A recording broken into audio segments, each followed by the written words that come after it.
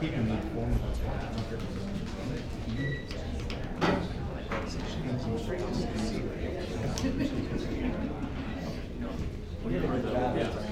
Right, and that's why I was bringing it up.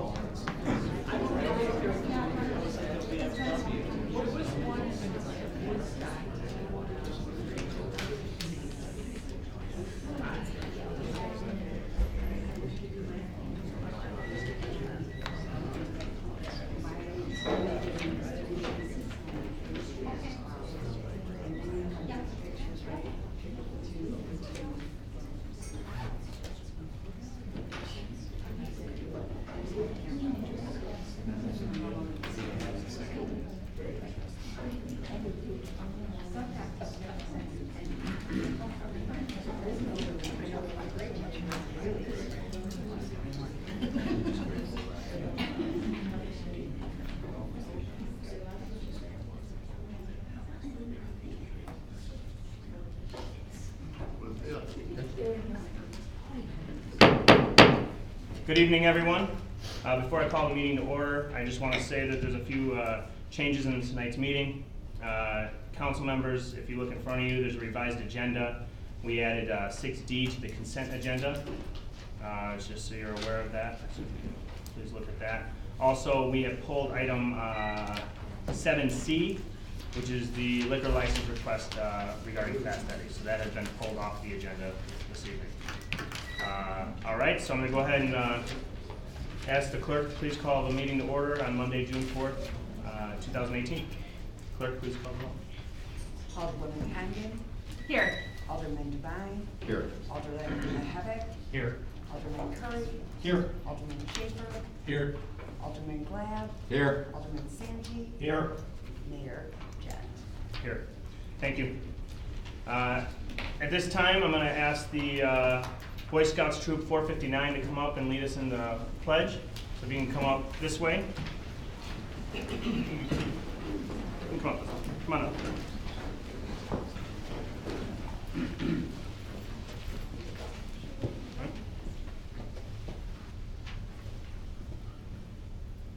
Go ahead. We pledge allegiance to the flag of the United States of America and to the republic for which it stands, one nation, under God, indivisible, with liberty and justice for all. If you don't mind, we'll go ahead and get a picture real quick.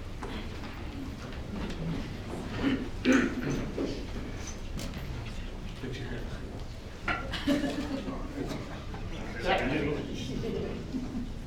Go ahead and turn that way. You're gonna have to double up there. What's that?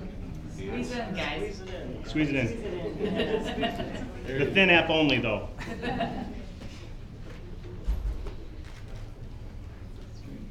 Thank you. Thank you, guys. Appreciate it.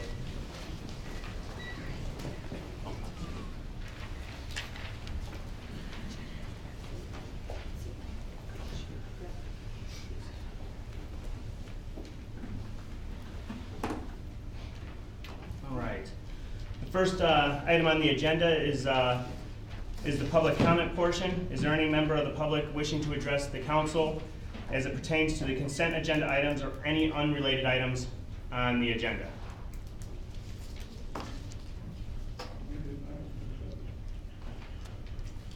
Please step up to the podium, state your name and address for public record, please. Thank you, Mayor and members of the City Council. My name is Chuck Wheeler. I'm a resident at 2917 Plum Rose Lane here in McHenry.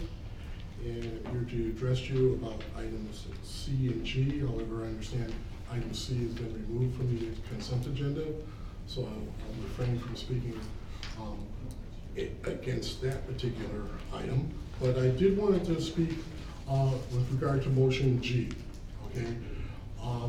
While I am a member of the health club here in McHenry, and I think it's an excellent addition to the services that we have here, and I am in favor of an aquatic park or an aquatic aspect to the adding of the facilities. I'm here to speak to you to think twice about a $30 million expanded water park project and putting it to referendum.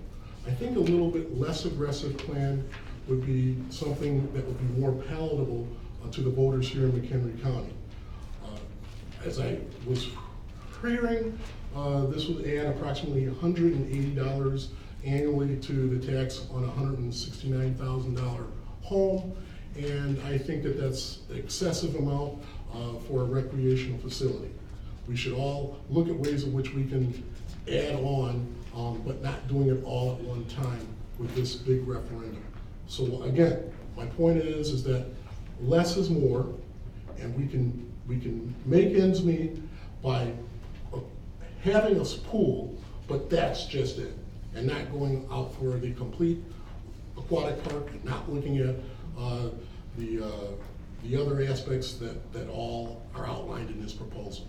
And I thank you for allowing me the time to speak. Thank you, Chuck. I appreciate it.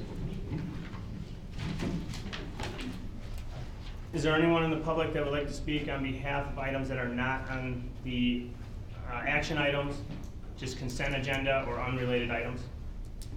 Yes, sir? Oh, either one. Come on up, sir.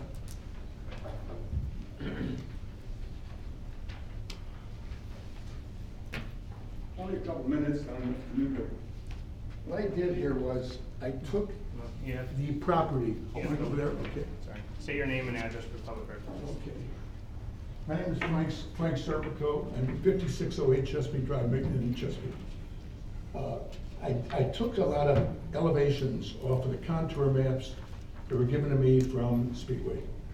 All right, and I'm giving you gentlemen to think about now. We won't discuss them now. And look at the elevations and tell me how you possibly can think that Chesapeake, which gets a lot of water, and the lot next to the north that gets water, that they're not gonna get water there, all right? Which might damage those tanks. I've also got here on the second page of the weight of those tanks. I can't believe it when I calculated it, I'm able to do that. The amount of weight of 74,000 gallons of fuel in 6 different tanks, considering it's gotta be held up by something, is astronomical. You guys are gonna have to make your decision. It's not mine. I just handed out, there's 12 copies here. You gentlemen do whatever you want. Excuse me, I actually vote, and I'm a woman, not a gentleman, but I just wanted to, Okay, you want these? just wanted to clarify that it's not all men on the council. It's not, you're not, I got a bad ear, go ahead. It's all right, I'll take it. Okay. I got a bad left ear, I can't hear. That's fine. Thanks, sir. I do what you want. Thanks, Frank. Appreciate it. Is there anyone in the public that, sir, come on up.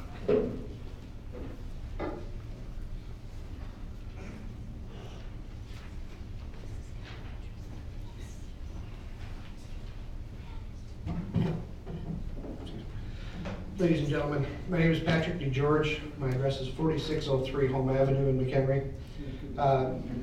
I wish to talk about item G, the pool.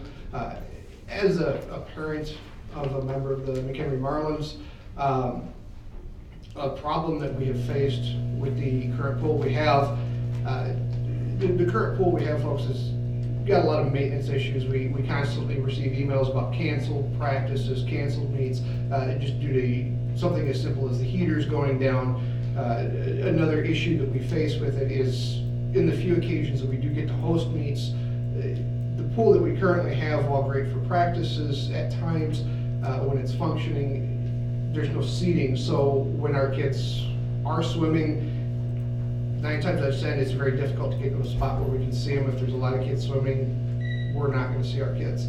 So as a resident of McHenry, I mean, I just want to say that it seems like a lot now, but when you add to the fact that if we build this improved water system, this improved water park, my opinion is you're going to see a lot more people starting to use it, whereas people now, given the size of our pool and the limited seating, the limited resources of it, people are going to other towns. They're well, Crystal Lake's got some. Well, somewhere else has got some. We build this improved system. We can host more meets, which is going to bring, in my opinion, I think we're going to see more revenue coming in from that. We can encourage more people in town to stay here, put money into attending summer functions. So I think the city would make a great decision to move forward and pass the need to add this referendum. Thank you. I appreciate that. Anyone else from the public like to make a public comment? If it's regarding any of the other items on the agenda, I would ask that you wait till those items are called, such as item G. Sorry. Sir? Yeah, come on up.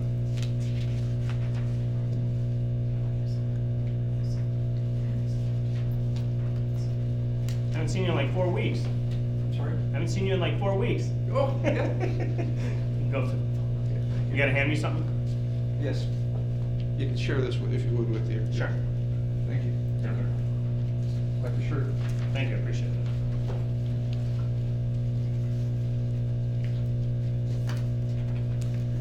My name is John Saul. I'm a resident of the Chesapeake Hills subdivision, and we've been having some ongoing discussions about the proposed Speedway gas station, which is looking to go on the corner of 120 and Ringwood Road. What I've given Mayor Chad are some copies of a document which were just filed by the state of Illinois, where what they've done is they have had some problems with the Speedway station in Westmont. There were gas tanks had leaked. The gas had gotten into the sewer system. There were some 10 explosions that resulted from this. And there were a number of people who were displaced as a result of the explosions. They had, it's the unit, there's a condo unit there that's a condo complex rather, which is 150 units. And approximately 22 of those units were unavailable for habitation for a week. And there are 12 that are still not available for habitation. In addition, there were 3 people who were injured. But on the positive side, I suppose, nobody died. So what happened is that the state of Illinois has filed a lawsuit, and you have a copy of it. And I'm asking you to review it, and we would discuss it in some detail, hopefully on the agenda next week. Again, the responsibility of the decision is yours. But we are suggesting that Speedway find someplace else to put their station. Thank you. Thank you, sir. Any other members of the public that would like to make a public comment?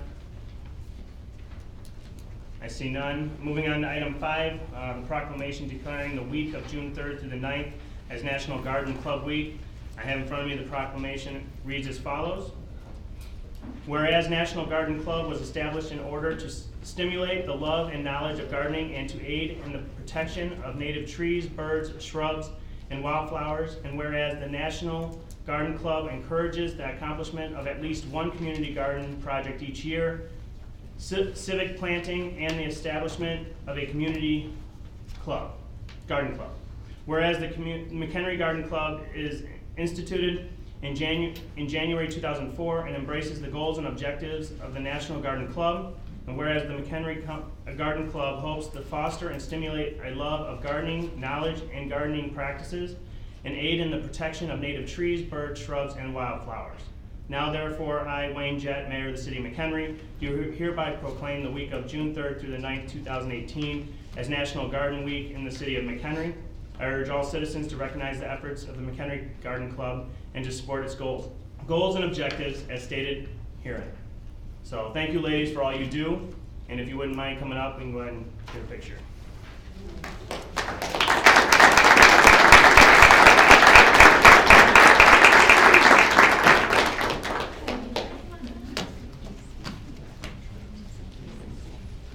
Okay, he gets in the middle now. He gets in the middle. Okay, you get in the middle. Okay, gals, spread out this side. Any more over here? We gotta go over this one. More. Couple more. Go sideways. There we go. Turn sideways. Turn sideways. Except for you. No, I don't touch that. No, you stay straight.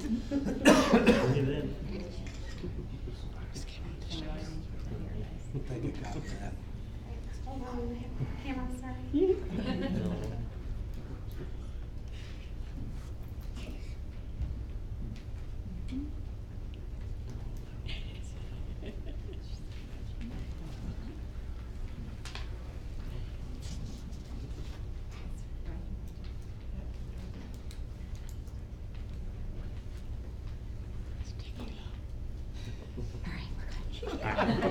Thank you so much. I appreciate it. Thank you, ladies. And may we ask a favor of all of you? If you see a beautiful garden anywhere in the McHenry area, please get on www.mchenrygardenclub.com and let us know about it. We have just chosen our Garden of the Month for June. In fact, we have 3 members of the committee here, and they have just taken the pictures for the newspaper of the new garden for June. So we appreciate your help. Thank you. Thank you, ladies.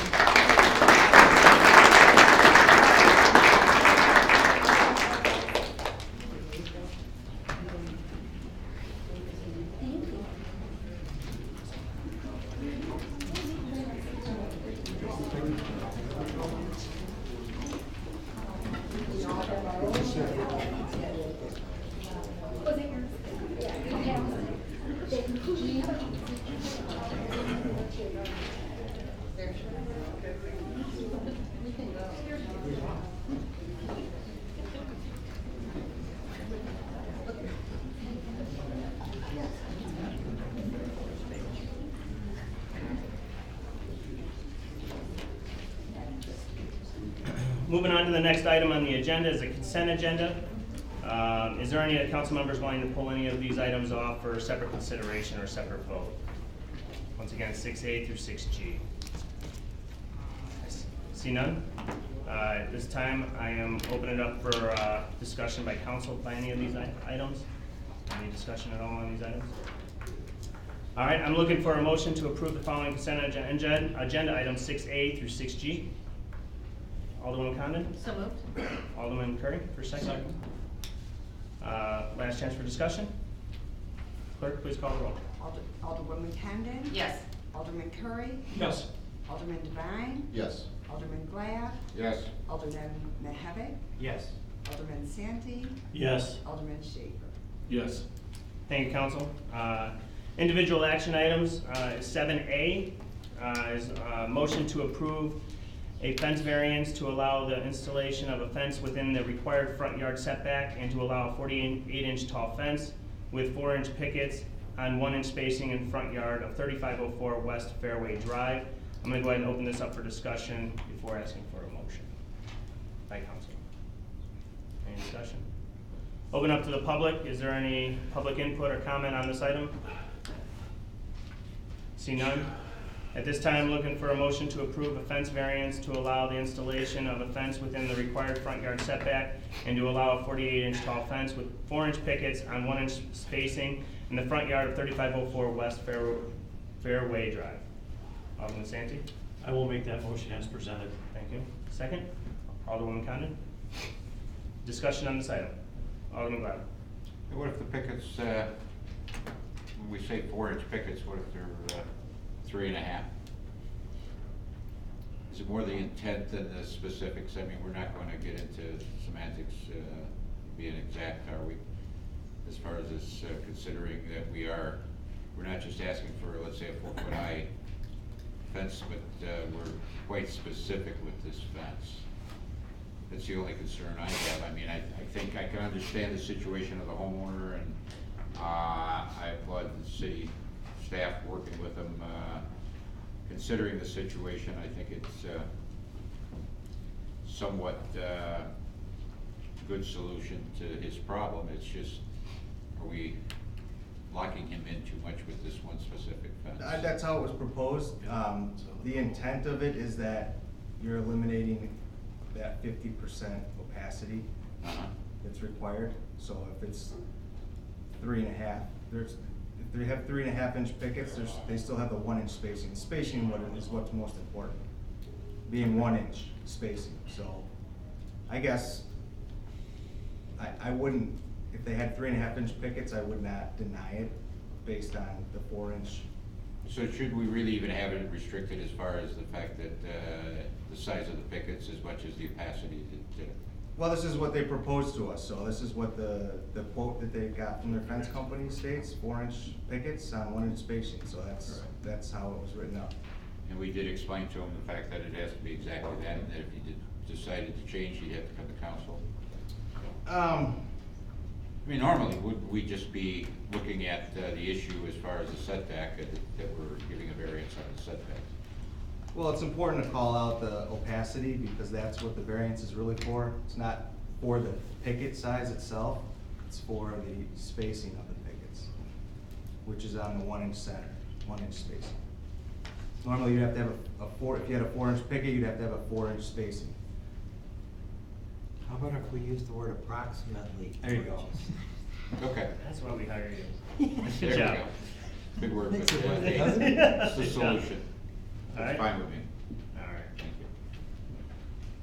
Alderman Santee? Well, then I'll change my motion to, yeah, I have approximate in there. Okay. As well. All right, first and second. Any other discussion? I think all they're doing is matching what their proposal came in as from their fence provider. So if they don't get 4-inch pickets, they're not getting what they paid for. So all they're doing is, they're just representing that. I don't think it's a big deal. Well, we got approximate now, so 4, 4 1/4, 3 3/4. 5 minutes, I'll never get back. Any other discussion by council? Clerk, please call the roll. Alderman Santee? Yes. Alderwoman Condon? Yes. Alderman Curry? Yes. Alderman Devine? Yes. Alderman Glad? Yes. Alderman Mahavik? Yes. Alderman Schaefer? Yes. Thank you, council.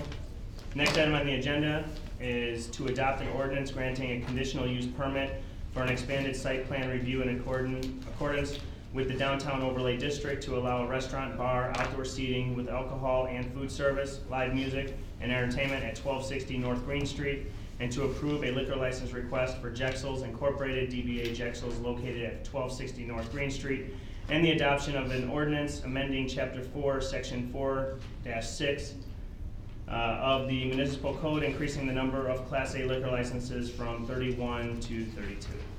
Ross, can you please present this item?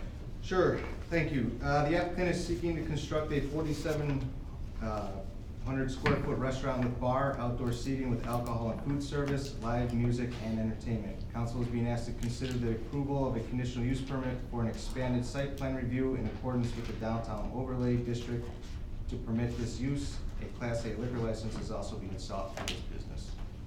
Thank you, Ross.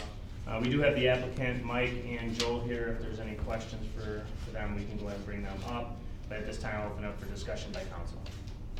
Alderman Graf. Yeah, I just think they ought to come up, Sure. if nothing else, for us to meet them. Mike, come on up. Joel.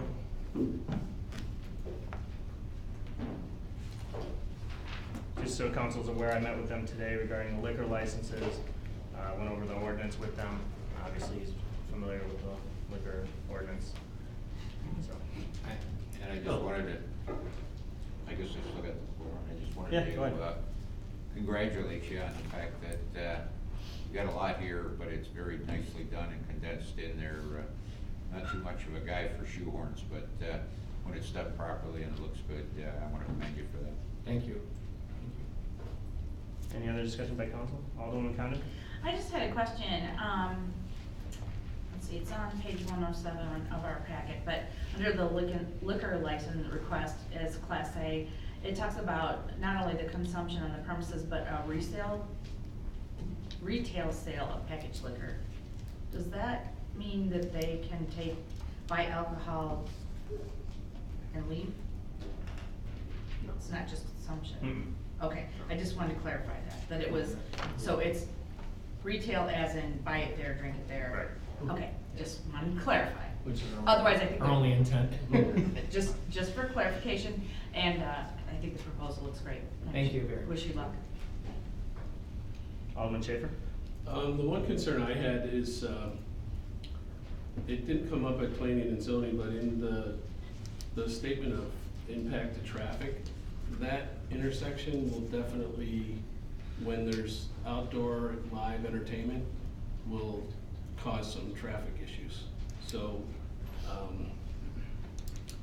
although I'm not against this, it's just odd that when it's noted in the planning and zoning that there would be no traffic issues. I guarantee you whenever there's outdoor entertainment at a venue that's on a busy intersection, there will be traffic issues. That's the only comment I had. Sure, thank you. Any other discussion by council? Alderman Santing? Just to make sure I understand this, which I think is something that the owners here have done is actually they've actually decreased the amount of building space that was on that corner than the previous building sat there. So they're not giving land back to us, but at least there's more open area there. Correct, the way I read it, the way it's diagrammed? The indoor, yes, they're still consuming the entire lot. The building. The building itself, there's more outdoor.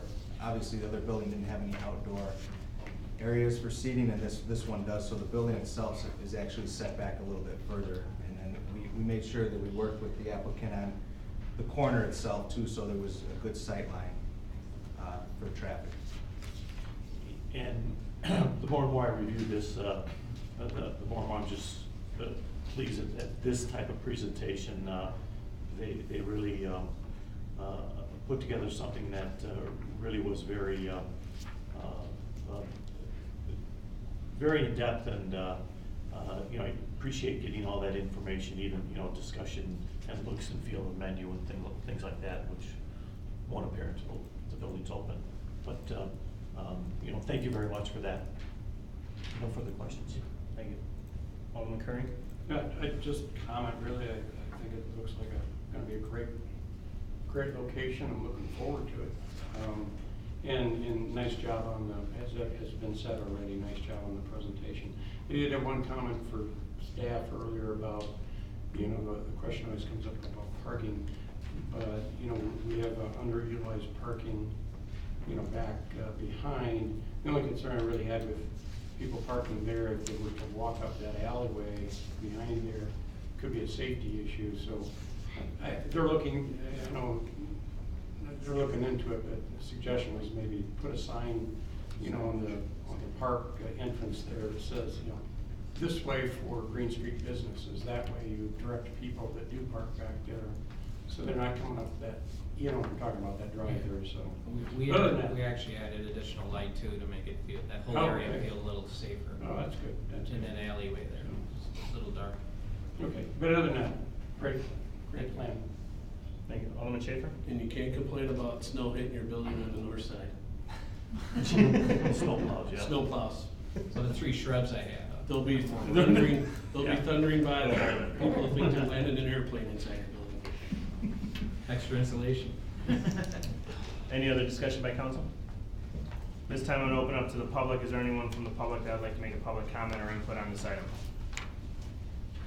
Seeing none, at this time, I'm looking for a motion to adopt an ordinance granting a conditional use permit for an expanded site plan review in accordance with the downtown overlay district to allow a restaurant, bar, outdoor seating with alcohol and food service, live music and entertainment at 1260 North Green Street, and to approve a liquor license request for Jexals Incorporated, DBA Jexals, located at 1260 North Green Street, and the adoption of an ordinance amending Chapter 4, Section 4-6 of the McHenry Municipal Code, increasing the number of Class A liquor licenses from 31 to 32.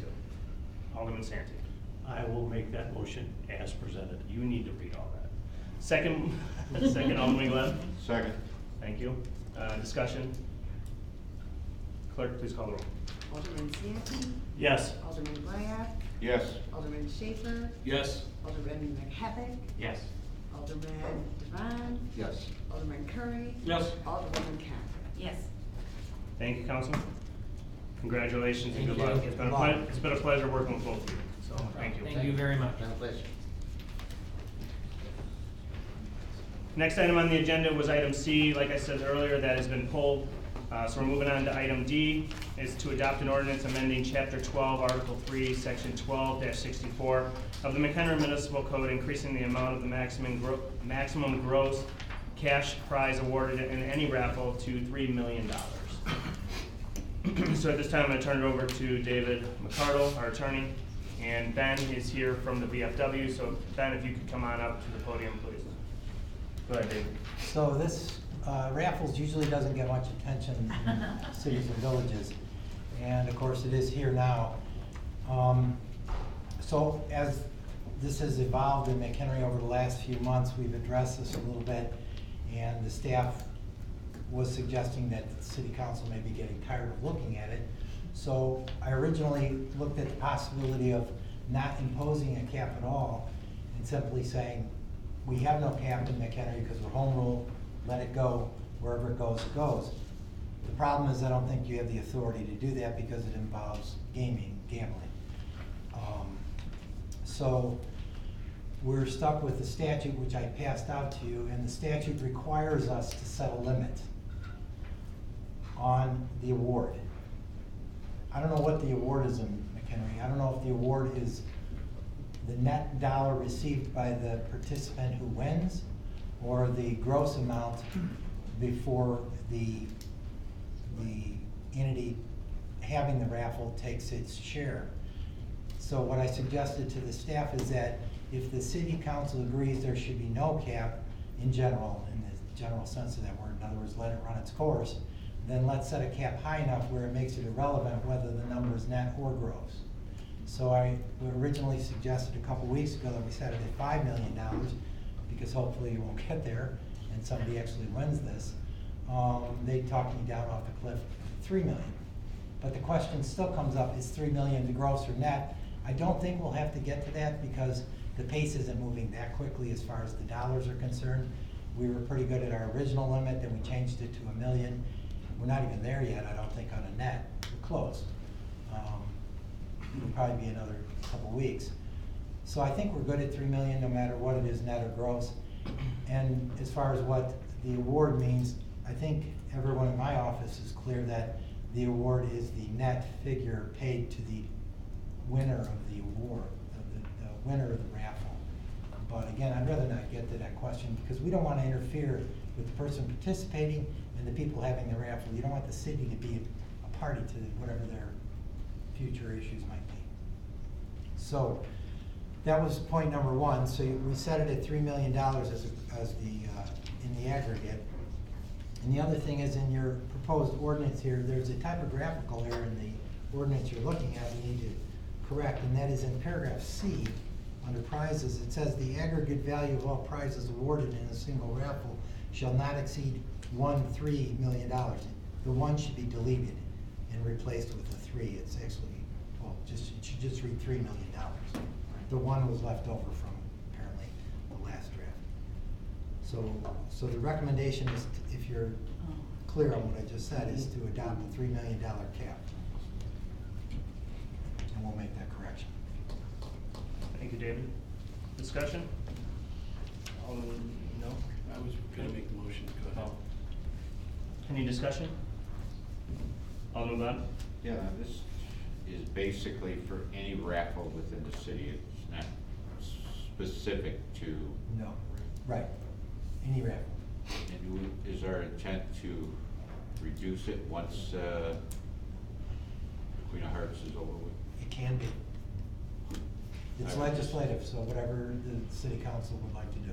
I have a feeling it's gonna roll and then it's gonna go back up again. According to Ben's face, yes. It's not good. What do you know, I Ben? think to some extent, so that we keep aware of what's going on. Yeah, if you don't mind it coming back to the city council, we can, we watch it pretty closely. Yeah. Because we don't want it to be under, because I don't know the ramification of that. And we don't want to be a part of determining that. Well, when I buy my tickets, I watch it closely. You watch it. Well, I'm sure too. Now, all I'm saying is, I think, once this pot is, then I think we need to readdress it, bring it back down. I mean, I don't like leaving the limit up too high. I just would feel a lot more comfortable. As you can see, it's for some ordinance. short stay. And there's no way to do it specifically for this raffle. Okay. Thank you. Any other discussion? Alderman Schaefer? Just to clarify, so I didn't read through what you just gave us, but the question about gross and net has always been the issue, because even at where it's at today, the gross amount exceeds 1 million, but the net is not. I mean, it's probably 2 or 3 times away from getting to 1 million. Right. So the statute doesn't distinguish that. Whatsoever. It says that you must set a cap on the award. Yeah, and if the goal is to keep this from keeping coming back, I mean, you're not going to discontinue this Queen of Hearts after this winter, correct? No. So the game will restart. I'm fine. I'm comfortable with the 3 million and keeping it there. Personally. Thank you. All right, any other discussion by council? I'm gonna ask for any public comment or input by the public regarding this item. Besides, you all wanna win it? Too bad I'm going to. All right, so I'm gonna go ahead and ask for a motion to adopt an ordinance amending Chapter 12, Article 3, Section 12-64 of the McHenry Municipal Code, increasing the amount of maximum gross cash prize awarded in any raffle to $3 million. Alderman Schaefer? Make that motion as you just presented. Thank you. Second? Alderman Curry? I'll second. Any other discussion? Clerk, please call the roll. Alderwoman Hamden, Yes. Alderman Curry, Yes. Alderman Devine, Yes. Alderman Glad, Yes. Alderman Mahavik, Yes. Alderman Santee, Yes. Alderman Schaefer. Yes. Thank you, council. All right, Ben. Keep it going. We'll see you tomorrow. The next item on the agenda is to approve an ordinance amending the fiscal year 18-19 budget, increasing the police department capital equipment expense account 100.22.8300 by $71,422, and increasing the police department miscellaneous reimbursements revenue account 100.22.3882 by $65,322 for the purpose of purchasing and installing in-car police video cameras. I'm going to go ahead and turn this over to Chief Burke to present this item. Thank you, Mayor. On April 4th of this year, the McHenry Police Department applied for a grant opportunity through the Illinois Law Enforcement Training and Standards Board camera grant program. And then in May 3rd of 2000, this year, the police department was notified that we were awarded a total of $67,500 for the purchase of in-car camera equipment. Based on this project and the grant award, staff is seeking first authorization from council to purchase and install 12 in-car Panasonic video camera systems along with the server upgrade. And 2, a budget amendment to the fiscal year 18-19 police department budget capital expense line item in the amount of $71,422 in order to account for these purchases. And then finally, 3, a budget amendment to the police department budget miscellaneous reimbursement line item in the amount of $65,322 in order to account for the grant revenue reimbursement. And any questions that they have, I'm more than happy to answer. Thank you, Chief. Discussion by council on this item? Alderman Santi? Chief, is this a system that is easily transferable to vehicles when we upgrade? Will you be able to take this? Absolutely. Yeah, the cameras that we have now go from car to car when we replace the cars. And in your estimation, do we have any idea how long these systems will last? Yeah, for us, we're happy if we get seven years of life out of the camera system. As you can see, most of our cameras are past the 7 years. They are only warranted through 5 years, the last batch that we bought. So we've been operating on borrowed time as it is with the current camera system we have right now. Thank you. Alderman Schaefer? So the net effect of this is like $6,100? Correct. Yeah, and it's basically for the grant will not reimburse us for the server upgrade because we're going from basically a low definition cameras to now they're higher definition cameras. So that requires a server upgrade, and then the roughly $4,800 cost to actually the labor to install them. Take all the old ones out and put the new ones in. Thank you. Alderwoman Condon? I just wanted to publicly thank you for seeking out grants that can help not only your department but the community and as a whole. And getting that money free is always good. So thank you. Any other discussion by council? Pass it over to Derek. Yeah, I just wanted to identify and tag on that this, while it's a small amount, it takes a project out of the capital improvement program, so it doesn't compete. It's always in there every year. Replace the program for in-car video cameras, and at least for the next few years, it won't have to be in there, so. All right, I'm gonna open up to the public. Is there any public input or comment regarding this item? All right. Looking for a motion to approve an ordinance amending the fiscal year 18-19 budget, increasing the police department capital equipment expense account 100.22.8300 by $71,422 and increasing the police department miscellaneous reimbursements revenue account 100.22.3882 by $65,322 for the purpose of purchasing and installing in-car police video cameras. Alderman Curry?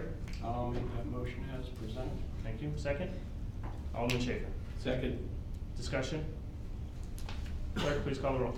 Alderman Curry? Yes. Alderman Schaefer? Yes. Alderwoman Condon? Yes. Alderman Devine? Yes. Alderman Glab? Yes. Alderman Mahavik? Yes. And Alderman Santi. Yes. Thank you, council. And great job, chief, and by your staff. So, great job. Next item on the agenda is it says making a motion. At this time, I'm going to go ahead and ask right off the bat for a motion to table an ordinance amending the fiscal year 18-19 budget as follows. General fund budget, Fund 100 by $87,000. The Recreation Center fund budget, Fund 400 by $14,400. And the Information Technology fund budget, Fund 620 by $5,400 for the purpose of implementing compensation study adjustments as included in the new City of McHenry classification and compensation plan, and for the additional of the position of city planner. Alderman Curry. I'll make that motion. Thank you. Second, Alderman Santi. I'll second the motion. Thank you. So today we have decided by Finance and Personnel to bring this back to Finance and Personnel to discuss it further. So those three from that Finance Personnel Committee has agreed to do so. So at this time, I'm going to go ahead and just ask for a motion. Is there any discussion on this item that you want to make? Alderman Condon? Thank you. I guess I'm frustrated to have this tabled this evening, being that we did have discussion. We had a discussion about this in Committee of the Whole, and I don't understand why it's going back to finance. There are people in our staff that have worked long and hard for years without being appropriately compensated, and we're putting this off again. I think that's ridiculous. I'm appalled. We have some awesome people working for our community, or for Well, yes, they are working for our community within this city. And we've had an opportunity to talk about it before. Why aren't we just talking about it? Let's talk about it. What's everyone afraid of? So. Alderman Curry? Yeah, I'll just make a comment on that. This item did come before Finance Personnel Committee, and we had discussed it, and we had asked for some further information, and we got some email information, but we had not had an opportunity to get back together and discuss that information and anything further through called miscommunication between myself and staff, whatever you want to call it. But the reality is, since committee members cannot discuss outside of an actual meeting, we had not had the opportunity to get back together after the information was provided. So that was really the genesis for tabling it. Thank you. Alderman Glenn? All I want to say is past experience has showed me that we don't want to necessarily procrastinate, but the more input and the more discussions that we have on different issues, the better the product comes out. And I don't know if some people are worried about how it's going to come out or whatever, but I think we're doing our due diligence by doing it in the proper mode that we're doing it in. Any other discussion by council? Clerk, please call the roll.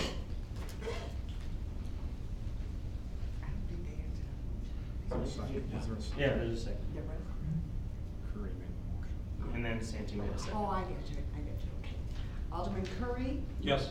Alderman Santee? Yes. Alderwoman Condon? No. Alderman Devine? Yes. Alderman Glad? Yes. Alderman Mahavik? Yes. Alderman Schaefer? Yes. Thank you, council. Next item on the agenda is to direct the mayor and the staff to proceed with the preparation of a referendum question to be submitted at the general election to be held on November 6, 2018, proposing an addition to the McHenry Rec Center that will include an indoor pool, a gymnasium, and an outdoor family aquatic park, and issuance of city bonds to pay for the improvement in the amount of $30 million and to provide factual information to the public in anticipation of said referendum. This time I'm going to go ahead and open up to public, to council comment, discussion. Alderman Santee. One quick question I was just thinking of and reviewing this a few days ago. Have we seeked out or looked into any type of sponsorships or partnerships on a project of this magnitude, this number? We have met with a local agency to set those limits from a sponsorship point of view. It's a difficult thing to set. There is an agency that does that very well that we had the opportunity to meet with and actually set those limits. But in terms of meeting with local agencies or businesses, we have not done so yet. I think in order to do that, we need to present that sponsorship package to Parks and Rec Committee, and we have not developed that yet. Is that something that will be discussed at the committee level? Yes. Okay. And I guess the other thing is, I know there's definitely some key components to this that we're looking at, and it's tough to put you on the spot, but what do you rank as number one, number two, in regards to would be like the number one benefit to the city? It's not putting me on the spot because we did the community needs assessment, which was important. We did that last year at this time and through the fall of last year, presented in November of 2017, that told our residents of what they wanted to see. The indoor pool was overwhelmingly the thing that people responded to from an indoor component. When asked to pick one item, that indoor pool was the number one item that was selected. From an outdoor point of view, aside from walking trails, they're looking for those splash pad, lap pool, slide type of amenities, the aquatic park. Our community is hungry for that family concept that our residents are leaving our town to go to other places to enjoy those type of amenities. We have the Merkle Aquatic Center, which is over 30 years old and doesn't provide those type of amenities. It's a pool that is very quickly closing on the end of its useful life. Thank you. No further questions at this time. I'm gonna go ahead and, Bill, do you wanna present this item since I totally skipped right over you? Sure. It goes, really we started to talk about that, but it goes back to 2013 when we had $4 million in the bank. And we looked at what would be better for our community, a recreation center or an aquatic center. We did the studies, you can see included in this was the analysis, the pro forma for the outdoor aquatic center. At that point, we had, and we still have a pool, a community pool that serves our community. What we didn't have was a home for our recreation program. At that point, City Council made the decision to move forward with the recreation center. And I think we could all agree that in the few short years that it's been open since 2016, that it's been an overwhelming success. We do have over 2,000 members. It's just been very positive. And because of that, I guess, reinvigoration of our recreation centers provided to our community, to our area, we then took the next step to say, all right, as we reinvent ourselves as a Parks and Rec program, let's take a look at that community needs assessment. What is our community asking for? The last time we performed a search of that nature or a question of that nature was 2004. So we went to the public and asked them, what would you like to see from an outdoor component that helps us plan for a capital program, but helped us to plan for what our next step might be here. Because when we built the recreation center, we built it with a master plan in mind. And I think that was really important to set that space aside so that when we're ready to add on whatever component that might be, the indoor pool, the gymnasium, the outdoor aquatic center, that with all the lazy river and the slides and all the amenities that people are looking for when they take a family to a facility, that there was space for that as well as parking to be able to provide for the facility. So we did that. The results, obviously, we've been through that at City Council, and I included a few short blurbs into the supplement as well about what our community was looking for. The next step for us was really to take a look at the facility as a whole. Once we knew what people wanted, will it work? Will the dollars and cents of this even work, regardless of when it's all said and done? Paying for it up front is the hard part, but we have to be able to, it has to be able to sustain itself as the recreation center is right now. So when we looked at that, we did the pro forma, and that was I hope you took some time to read through that. That was attached. There was a great deal of information that was in there that really spells out what the future for recreation in our community is, and what maybe we're lacking, and including how our population is trending and what type of amenities we need to look to be able to provide. Things like a warm water therapy pool. The indoor pool is that #1 thing, but that warm water therapy pool for aquarobic senior programs, the walking track. These are the type of things that even when you looked at an outdoor aquatic center, when you look at the design of it, it was important to create a multi-generational type facility. When you have just recreational water, where my mom or dad could take the kids and they could just sit around in the zero depth entry, or they could float around in the lazy river. I would pay to see my dad in an inner tube in the lazy river, but neither here nor there. That including those type of amenities when you design that facility was very important. As important was how does all the dollars and cents piece together when you look at the overall facility. One of the reasons that we didn't build the indoor pool when we first started this process was because indoor pools don't make money. They lose money, and that's difficult because of the amount for a number of reasons. The utilities that are required, the staffing that's required, they lose money. And you saw that in the pro forma, that an indoor pool in and of itself will lose money. So for us to be able to account for that, as well as account for the other needs of our community, well, let's piece this whole thing together. Yes, it is a bigger chunk to start off with, but it also gives more opportunities for our community. The father and son, or the mother and daughter that want to go and shoot baskets, or just on any given night walk into a gym and walk around the walking track. That availability is not there right now. Or if you want to go lap swim, that availability is not there for our community right now. And so piecing all that together and putting the pieces together, you wound up with even the outdoor aquatic. At some point we're going to have to, if we don't move forward with this, we're going to have to make a significant decision of what we do with the Merkle Aquatic Center as a whole. We know that the life is coming, we probably have 8 years left on that pool as a whole. And even if we don't do this, and we need to put in probably $200,000 just in repairs to that within the next couple of years, from a liner to a heater to a number of other items that need to happen. And so this is why it all has come to this point with all these elements included, where how do we serve our residents, and how do we best serve our population moving forward? How do we provide for them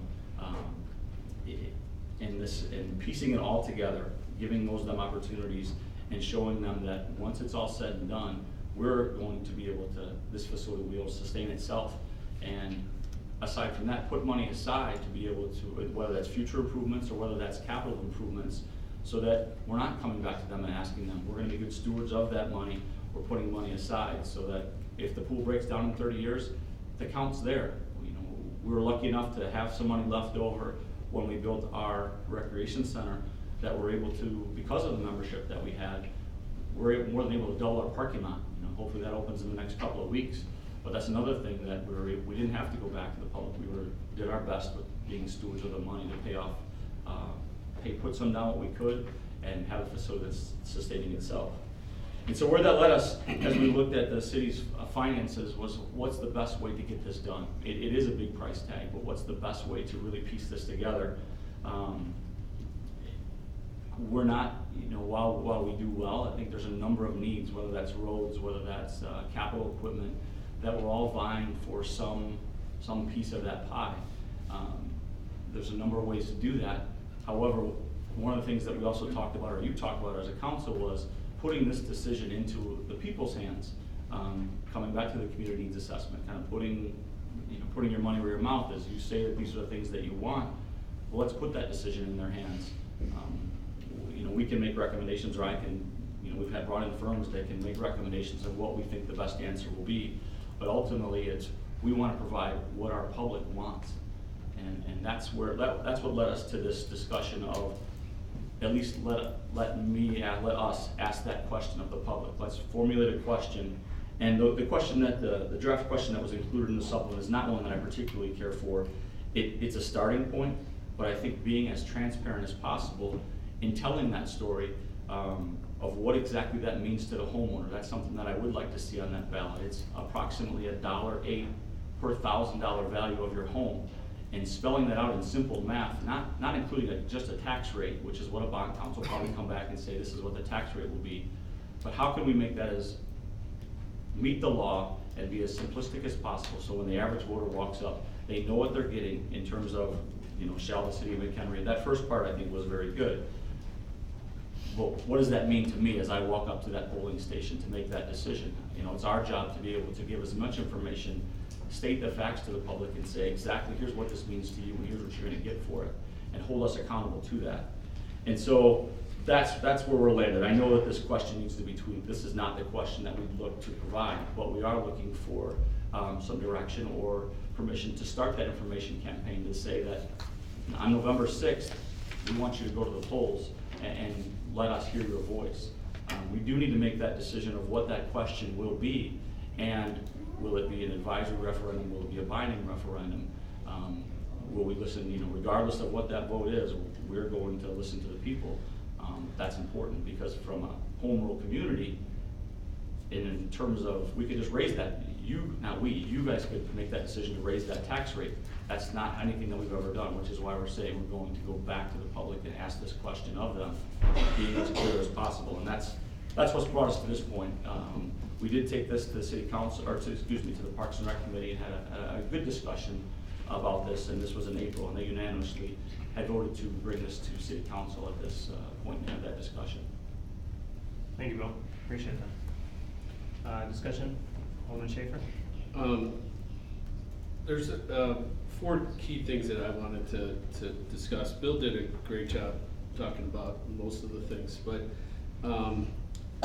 number one and foremost of what came out of the Parks and Recreation Committee was this is not a discussion on us picking to raise taxes to do this. This is asking the council to make the decision to put that referendum out there, and I can't make that emphatic as I can, to the voters, to the city people who have made numerous times over to me and to others I know that I've talked to that when you see media response, social media, just talking to people, one of the biggest things and always mentioned is more things to do in the city for families, for children, for teenagers. Again, we don't have those developers pounding down our doors with those types of things. And it's not, although we'd like to have it as a council, that's gotta be a developer doing it. This, again, from what we've seen with the rec center that we have today and how that's been so very successful, that's why we wanted to put this to the question of the council for it to go out as a referendum question. It takes it completely out of your hands, it takes it completely out of staff hands, it puts it right into the voters' hands to make that decision. Secondly, one of the things that was brought up tonight too was looking at piecemealing it. And again, we looked at that and talked about that quite a bit, and Alderman Santi brought that up tonight too as to what would be the thing most wanted or most necessary. And our opinion after lengthy discussion was kind of an all or nothing thing, because if you're not gonna get a referendum passed and then ask for more money in another 5 years for this and another 5 years after that. So you put it out there to the public, you put it out there to the community, that if this is truly something you want, let's do it, you know, all together at one time, is where we came to that. And again, it takes it completely out of the hands of staff and council and puts it into the voters' hands. What was the other thing I had? And then also,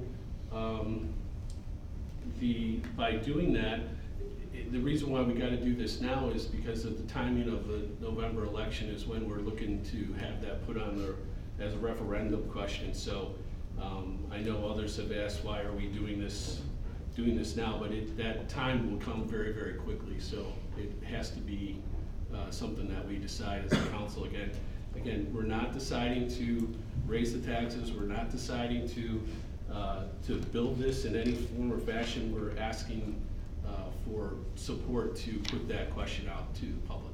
That's all I had. Thank you. Any other discussion? Alderwoman Condon? I guess a lot of what I wanted to say has also just been said by Alderman Schaefer, but to reiterate, I think it's one of the best things that we can do is to take a big project like this and turn it over to our citizens to see what they want to do. Because while we often have a lot more information than the general public about certain projects, and there has been lengthy reports and studies done on this, the proposal of a pool and gymnasium, or pools, indoor, outdoor, and the gymnasium. We want to offer the community their right to vote, the democratic process that we have in our country, which is so wonderful compared to so many other countries, that we can allow the public to get educated and again, that goes to the time frame, so we can put out some information so that everyone can be well advised on the pros and the cons, and financially certainly is a con, but I think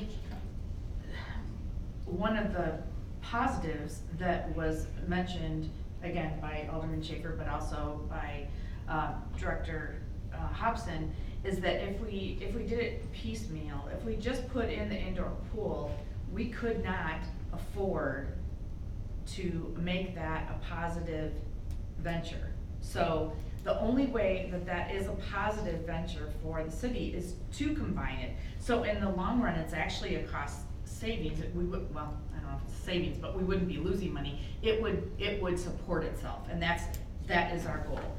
Not to make profit, but to have it be self-supporting.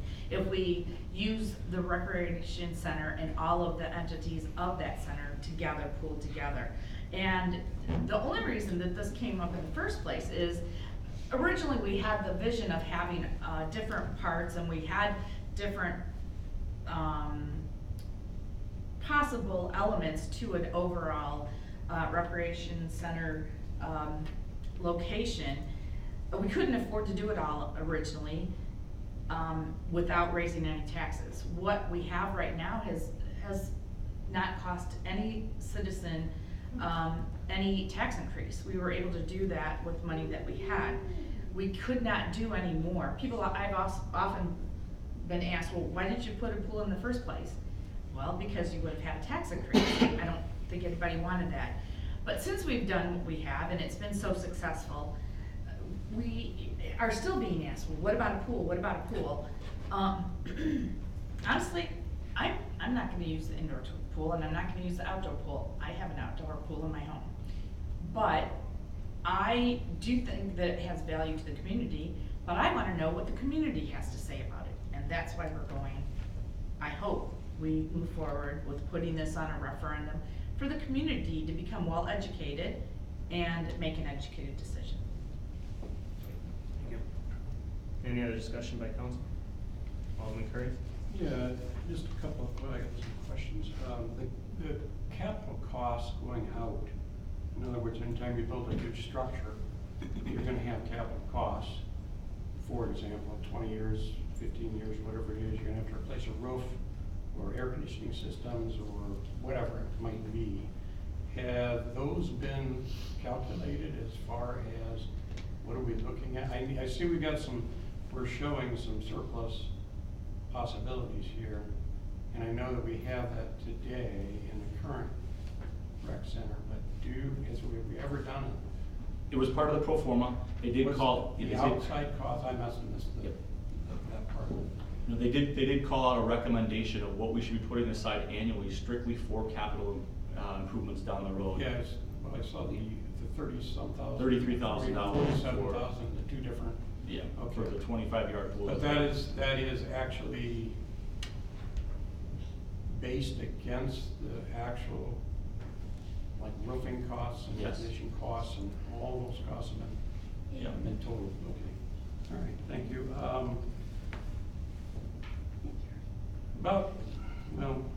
Back in October, I had sent some information on what I read on one of these IML documents that they send to us. And it talks about P3, it's public-private partnership.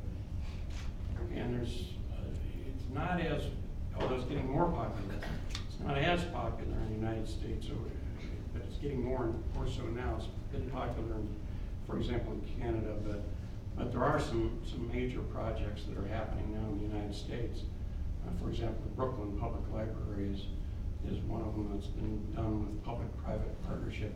And I don't profess to be an expert on it. I've done some looking at it, but it talks about, and it just what somebody just said, I forget who it was, paying up front is the hard part, and it kind of addresses that in that you don't have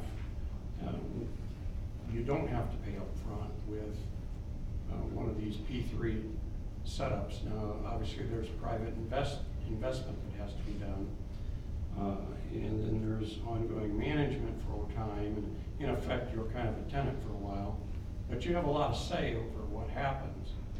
And the deal is that you don't have the tax increase, you don't have to go for a tax increase.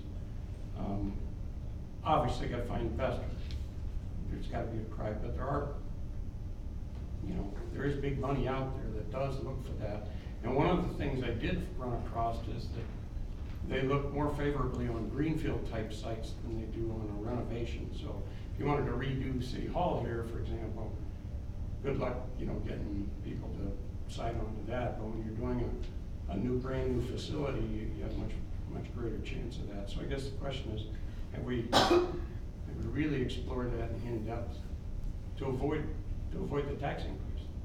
From a P3 perspective, no. I will say that, since 2002, that I've been involved with numerous partnerships just to try to get our recreation center built.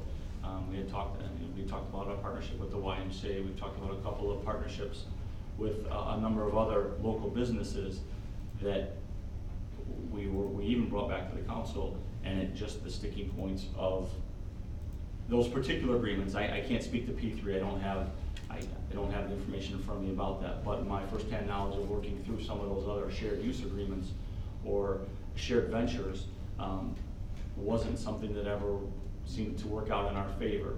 And I know that we struggled moving through those, but again, I can't speak to the P3.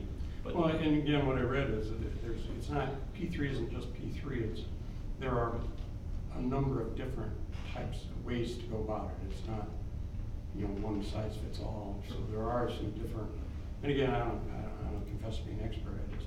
I ran across it because it's sent to us, and I'd sent this off in October, and I think the response, I don't have a response, but I think the response was that HR Green was looking into it or something, but I don't recall now. But at any rate, it just strikes me that it's another way to go without a tax increase, because we do tend to jump for tax increase when we have something big like this, because it's the only way you're going to get it, right? I mean, you don't have the resources sitting around in the bank right now. So the only way to go is a tax increase, and I just think it's maybe something that needs to be looked at pretty closely, because it is, from what I gather, it's gaining popularity, and some of the stuff I was reading was a few years old, so it may even be more prevalent now than it was then. So that's comment on that, and then I guess some of the other things that I have concerns about is that while we want to present factual information, it always comes down to what facts do we stress or which ones do we present, because you can say, well, $168,000 median home is $180, but in the past it's kind of interesting because we always used to use $200,000. Any tax increase, property tax increase that we were levied, that we were looking at, we used $200,000. Now we're using $168,000. I'm sure the number's accurate. It's just I question why we're now using that. I'm sure, like I said, I'm sure it's accurate. And things like we have, and we know from the survey, which I argued with at the time, but I understand our consultant indicated it's supposed to represent people, but we talk about 38% on a poll. But another fact would be it was only a little over 100 people answering the question that way. So even though while we may say, well, it should be representative, it's only a little over 100 people that actually answered that way. So are we going to put that fact out there? And then we've talked about the $1.08 or whatever you mentioned on per thousand, but are we also going to tell people it's roughly at this stage, it's roughly a 33% increase in their city tax amount. So whatever you're paying today, if you pay $600, you're probably going to pay $800 in the future. It's going to be a 33% increase. And so I get concerned. We're the ones providing the facts, and we're the ones that are obviously you're all for it. I mean, you're the parks guy. You should be for it. I mean, that's well, I'm also you got a lot of work. I'm born and raised here, and I have a family that's here also. No, so as a resident, but so I get somewhat concerned, and then I read things in the parks brochure about it's the recreation hub our community has long deserved. Well, that's not a fact. That's an opinion. So I get a little concerned about the information that goes out. So that's. and I guess just in response to that, my goal really with the entire campaign would be to be as transparent as possible. I want the project to stand on its merits, and I'm happy to share any information with any of you, or putting that committee together. From a city's point of view, we can't say vote yes. We're not allowed to do that.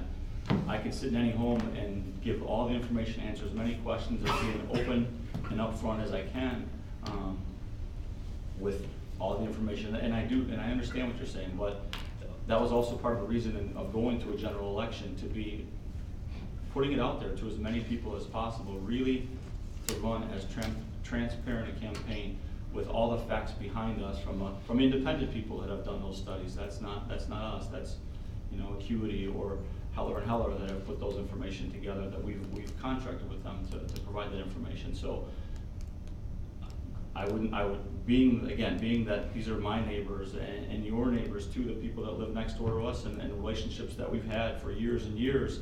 And this is where I intend to be for as long as I can. This is McHenry's my home, and I'm trying to do all I can to make it better. So. No, I understand. Yeah. I understand where you're coming from. I just, that's just my concerns, because then, you know, we make statements. We can't tell people to vote yes. Nope, we cannot. Because you're paid by the taxpayer and not using taxpayer funds.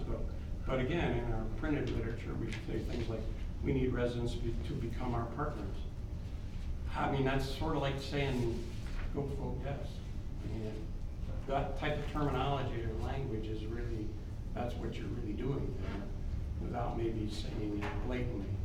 But, so I just get concerned that we have an entity, meaning us, city, that is organized and is promoting something that, again, I'm all for voters making decisions, but I'm concerned about what I've seen so far is the way we're approaching. Following that? Yeah, I guess one of the things that sticks in the back of my mind more than anything else is, number one, the history of the rec center's discussions in the city and everything else from back in the early 80s when the pool was built. It was either a rec center or the pool, and they wanted the pool. But I've watched the Parks Department for well over 20 years, and it always seems to me that we try to develop things that, under the pretense that they're for the best for our residents, but yet we supply to, when we say community, we don't talk about the residents of the city of McHenry. We're talking about the outlying areas. If you look at those maps and that you provided in the packet, I mean, you know, 10, 15-minute drives to the city of McHenry. I mean, it's not just in the city limits. Now, basically, you look at the rec center, and we have 2,400 residents. 2,400 members. 2,400 members. Now, are they all paying members, or is that including the staff that gets their free memberships? That does not include the staff, but Okay. it does include like people that buy 10-day or 20-day, 20-visit punch pass. So you're looking at 2,400, of which you say not quite or just over 70% are residents, so that evidently isn't 75%, but let's say it's 75%. So then you're looking at 1,800 residents that are part of the rec center. And what percentage is that of the population of the city? You know, 6.5%, 7%, 7.5%, whatever that is. So basically, what we're asking in a referendum is for the users of 7.5% to 8% to pay, that the other 92% joins in to pay to build this. And then we are still not gonna lock out non-residents. And I kind of mentioned this to Mayor Jett earlier today, but should we have a non-resident fee, and how many people would want to use it if they had to pay $180 a year up front before any of the other fees? Just like basically what a resident pays. I mean, you know, that's a concern of mine. Another concern I have is yes, you brought up quite eloquently a lot of what happened at the beginning of this rec center. The statement had been made that really started the discussion was that we had a little over $4 million in the bank, and in 5 more years, what's it going to be worth as far as spending power with inflation? So we needed to go forward with a phase, and that's when staff came up with the 3-phase. And one of the things the council at that time, because I don't remember if anybody on the council at that time saying different, was the fact that we didn't want to impact the residents and that this would be self-sufficient totally. And now because of the fact that there isn't enough revenue coming in for 2,400 members fast enough, and we figure, well, we can't wait another 15 years for a pool, so we're gonna push it now quicker to get these other amenities. Unfortunately, though, the residents are the ones that are gonna wind up to pay. And then my question too is we're also talking about the fact that half of developer donation funds go into a pool for the rec center. Correct? No, that's incorrect. What happened? We used to take in developer, I mean, for the Parks Department. Yep. Portion. It no longer goes into a pool for the rec center. Not for a long time. And why was that? It was voted on by city council to stop that. Because that was their desires to not have that split any longer. Okay. All I'm getting at is so what we're gonna wind up with in the future is we're going to have development, because, you know, I mean, look at the Jerstad property south of Blue Creek, and I don't even remember how many homes there, 600, 700, 800, I don't remember how large. But that's a lot of money what we're talking about as far as impact fees that are gonna come in there and other areas. And it goes into the Parks Department to, what, for other projects. And then meanwhile, our residents are still paying for that. I mean, at least it might be a little bit more palatable if we stated that a certain percentage of our developer donation fees help pay off that, to reduce at least the amount of years that we'd be paying into. But again, I mean, do we expect 100% of the residents of the city?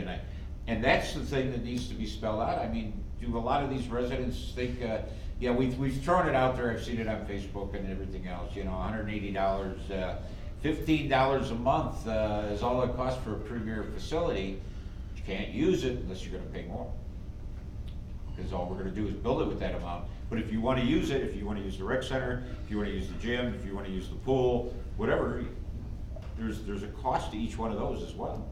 It's not just $15 a month, and you're gonna get this facility to use.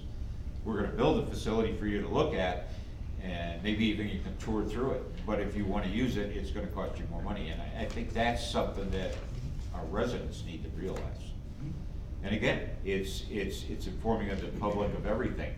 And that's why, you know, with this motion that's out here tonight, yes, we're gonna give all the facts. Well, we're gonna give out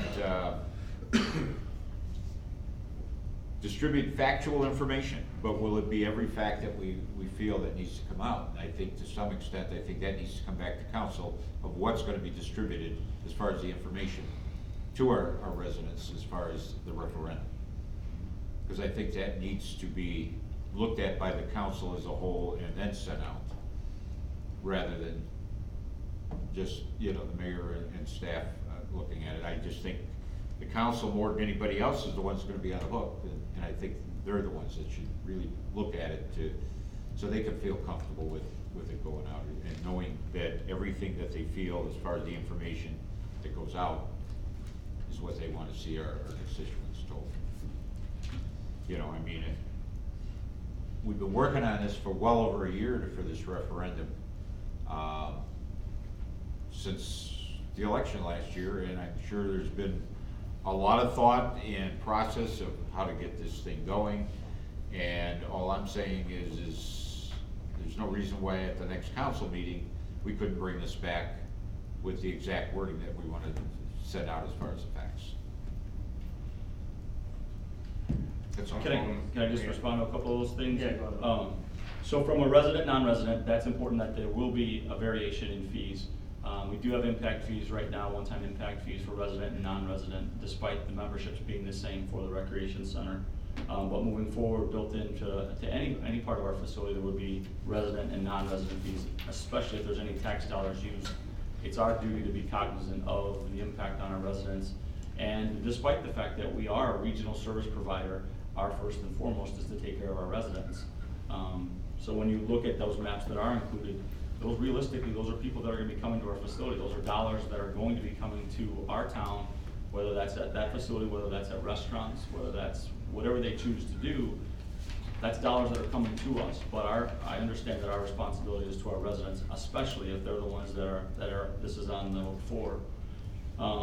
From a user fees for the facility, I think that's important to know that the way that why it's illustrated in the pro forma per the staff's discussions with them was to set this up in a pro forma, so that when you go to other facilities, oftentimes you pay some exorbitant amount to use the whole thing, but maybe I just want to go and use the aqua aerobics class, and so keeping that as economical as possible is very important. One aspect that we did talk about of providing free to any resident that would like to use it is the walking track, and it might not seem like much, but especially if you're a senior or somebody who enjoys doing that activity. I've been down in Dundee. They have a very nice gym with a walking track that's extremely popular. But providing an amenity like that free to our residents, now that means foregoing $5,000 or a little bit over $5,000 in revenue, but providing that amenity for a group of the population that might use that, I think is important. So there is some aspect. Now, you're right, you're 100% right, and that's why you can see in the pro forma laid out the membership levels for the pool, for the gym, for the facility, for the outdoor aquatic center. There are going to be additional fees for that, so it's important, and that will be part of that's why going through this pro forma was so important, to be able to establish and answer as many questions factually as possible. And yes, that promotional material that was in the brochure, that's my language. I had passed that along to my superiors, but that's my language that was developed. So for a facility that you deserve, it's hard not to have my bleeding heart on my sleeve sometimes, and that's maybe something that I need to work on. Just something that I believe in, having grown up here. And then those were a couple that I think that you had mentioned. Was there something that I missed from a question point of view? Thank you. Thanks, Alderman Santi. I just want to make the statement. There were definitely some good points by Con and Schaefer and Glad, some in-depth information here. But we're here to look at making a preparation for a referendum question for the general election on November 6th. Yes, I want it out to the citizens. Yes, I'm comfortable with doing this, and I know that it has to come back to us in regards to us reviewing how it actually is worded, and we get the final say on that. And to me, that's two different votes. We're preparing it tonight, but then it'll be coming back to us in a actual statement of how it's going to be read on the ballot, and that's key to me, because I want it in lay person's terms as much as possible. That's really and I know, the whole, and we the can't. whole campaign is I mean, that you question. can write a bill. I can try to write it, but I think the gentleman to my right is. It has to go through bond council. Yeah. That's ultimately where it has to. And that was some of the discussions we had ahead of time, because that question really is the backbone for what this campaign will be. And truly, that was one of the other things Alderman Glad touched on, is this truly is going to be a grassroots campaign. There's no firm that's going to come in, no PR firm that's going to come in and help us run. It's people in the audience that are going to make this happen or not. It's not, I can provide all the facts as much as I can, but it's going to be a grassroots campaign, completely. And I know we're gonna, and I think one thing that we'll be doing, tell you, I'm sure we'll probably be doing some open houses just so we can bring people in and discuss it with them. But it's definitely some information that just needs to be condensed and make sure that it's giving the information out there, and then we have to answer the questions. And there's gonna be some positive answers, there's gonna be some negative answers. There's definitely some numbers out there that it's gonna be real tough when you walk in, to an election booth, on the 6th for something like this, especially with what we're dealing with today. Look at local, look at state, look at federal government levels. It's a big time decision for everyone out there. And I just want to say, give it to the citizens, make sure they get out there and they understand it, and they vote, their true conscience at that time. No further comments. Thank you. Alderman Webb? comment was made, I think earlier today about Woodstock and their pool and all that, and what do they have? An outdoor aquatic pool? They do have yes, a large outdoor, they have a 8-lane lap pool outside, 2 water slides. I know somebody was involved in developing that, I think. Well, how was it built? How was it funded, is I guess the question. Referendum. It was done by a referendum? Yes. Do we remember what kind of a ticket that was? I think Approximate. I think it was a $4 million. A $4 million project. This is 20 years old now. Okay. Yeah, yes. So maybe now it would be $6 million project, not 30. So, okay. Yeah. Thank It was you. only an aquatic center, correct? Yeah. Sure. It was only one thing, an aquatic center. Alderman Schaefer. I just want to give an example too. We have a great outdoor facility, what I determine as a great spot, the McComb Lake. And we, as a city, pay for, and have paid multiple times for the cleaning and the maintenance and the, I forget what the name of the weed. Eurasian milfoil. Yeah. By heart, yeah. Just for example, and I know it's not the same level, but that's used by many residents, it's used by many non-residents, it's not used by many residents, yet all the residents pay for that through their taxes. So, nobody on this council has voted no for that in the past when we've had to use funds to pay for that, so just something for thought. I know that's near and dear to a few people. You may be speaking next. Alderman Glad? Yeah, it's because there isn't another alderman here that knows that lake and the history of the lake as well as I do. My uncles built cottages up over in West Shore Beach back in 1952 when I was a year old. And I've been coming out here ever since from Chicago when I grew up. And so yes, I know the history of the lake. I know when the first time that they had a fish kill and the mistakes that were made, and 10 years later they did another kill, and so on and so on. And I know when the city took it over in 1968, the main reason why they took over Lakeland Park was because of the fact that Lakeland Park Association owned the lake, 90% of it, and then the city would become the controlling on it.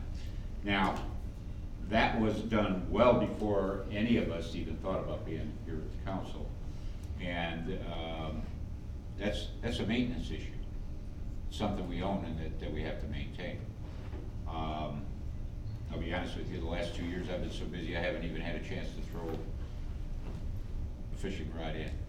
I mean, ever since I could get a half-price fishing license, haven't even bothered buying one because the year before I bought one and didn't get a chance to use it.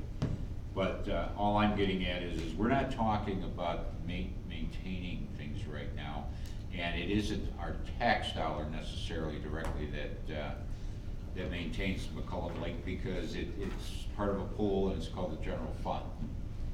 And that's a nasty word to some of us if they really understand what the general fund is all about, because there are things like we've talked about, streets that wind up to be at the bottom of the totem pole after it's all said and done with the budget every year, and it all comes out of the general fund. Maybe one of these days we'll wind up actually becoming some kind of entity that will actually have a road district or at least a road fund that we don't use for anything other than the MFT funds that we get now, which are nothing, peanuts compared to what we need to maintain our roads. And I can go on, and I really don't want to. All I'm getting at more than anything else is we're looking at $30 million that we're going to put on, of which we've already spent, what, $6.5 million besides, approximately? I don't remember. What was the rec center? All, with engineering and everything, just over 5.5. 5.5, okay. So $5.5 million, so we're talking not quite, well over 5, not quite 6 times more to add on 3 things. And the problem winds up is not just are we gonna wind up paying for it now to build it, but then to maintain it all through the years. Because if you really look at our pool, and it's had a lot of wear and tear, and granted, it's, what, 35 years, 40 years old, I don't remember exactly. 1983 is when the pool was built. Yeah, so, but again, would it be in better shape now if we had kept up over the years, spending more money on it rather than doing something else? And now we're gonna pay the piper because either we put in a lot of money into that pool to redo it, or else it'll get tore out, you know? And that becomes the problem. Intentions of what the councils wanna do one year, you have a different council or a different mix possibly 7 or 8 years down the road, and what happens? And unfortunately, we don't lock into all that to where the next council can't change it. That becomes a problem sometimes, because future councils don't really understand and know what was in the back of our minds when we created something. So, just food for thought. Yeah, I think there's two valid points there I just wanted to touch on quick. And that was, you know, Jeff brings up a good point, and you as well, a very good point of, you know, we have McCall Lake, but we also have over 640 acres of parkland. And just because we're moving forward with this project doesn't mean everything else gets ignored. This is another opportunity for us. There is that parks developer donations that's important for us not to just pillage that money that we have in there to put all our eggs in one basket. That's not what we're doing, because there are people that enjoy going out and fishing and making sure that lake is clear, making sure that we're establishing that lakefront with new shade structures, because even new amenities out there, the inflatable amenities that create an attraction. That's a totally separate experience that we're looking to provide for our residents. So it's important to not put all of our eggs in one basket, and not only having those funds established for those other type of projects, but as it's laid out in the pro forma, which I can't say if we did or didn't do for Knox Park Pool when it was Knox Park Pool back when we first opened it, when it was the heyday, where we put money aside for capital. You know, we've dedicated the recreation center for its own fund. So any money that comes in above and beyond our expenses gets put into that account, into that separate account, for us to be able to do things like add the parking lot, maybe pay extra on a bond note so it's paid off quicker. Even in our pro forma for the future expansion, making sure to identify what that amount per year is that we should identify that we're putting aside, so that when 20 years comes up and none of us are here anymore, that the money's sitting there, that we've been good stewards to be able to say, all right, now we can replace all the fitness equipment, now we can replace the pool HVAC units or whatever needs to be replaced. That's our job, is to be those good stewards of that money, not only for the potential facility, but for all the parks, over 40 parks and 640 acres of parkland, to try to do our best that we can. But I talked about the percentage of what we were talking about, and that concerns me also. We talk about percentage of non-residents, and we talk about the size of our facility and the amenities, and the distance you'd have to go to use some of these other amenities, like 21 miles to St. Charles or whatever. So cut that in half and say everybody that's possibly 10.5 miles south of us are gonna come up to McHenry. Don't you want more restaurants on this side of town? More businesses on this side of town? That's fine. It helps the businesses, but it's taxpayers that are paying for it. And the problem winds up, and for 20 years or better, as an alderman, I have heard about the pool. Actually, the last year or two I haven't, because a lot of them have dropped off even using it. And that's always been the problem, that the pool is way too small for our community. And I agree, and people just feel it's overcrowded. But when we keep it open to non-residents, we're really not doing our residents justice as far as the pleasant use of something that belongs to the city by opening it up to non-residents when we don't have the room to accommodate everybody comfortably. And that's my opinion, but that's how I feel. Thank you. Any other discussion by council? At this time, I'll open up for public input, comment on this item. Is there anyone in the public that would like to speak at this time?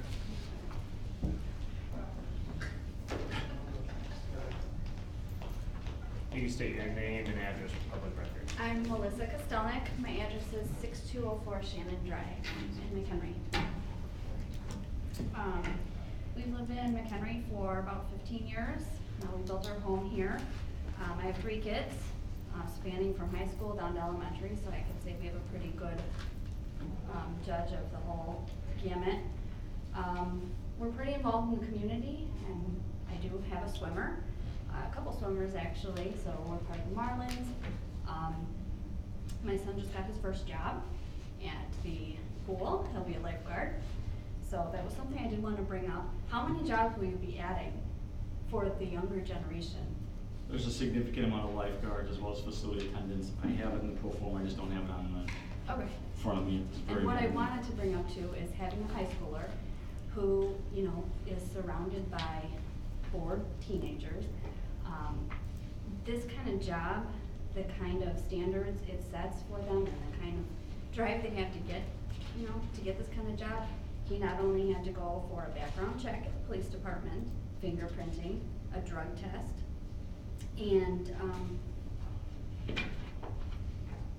and training, you know, full training. So life skills, a lot of life skills, which our younger generation is not going to get working at Burger King and McDonald's. You know, just cool stuff. And you know, we did add that youth center that I'm hoping is going to help, but giving these kids somewhere to go, something to do, I think is huge. The taxes, yes, in the grand scheme of things, you know, the $163 on average or whatever, to me that's not huge. I work in real estate, so not only is it important for my family that lives here, I bring in families to move here.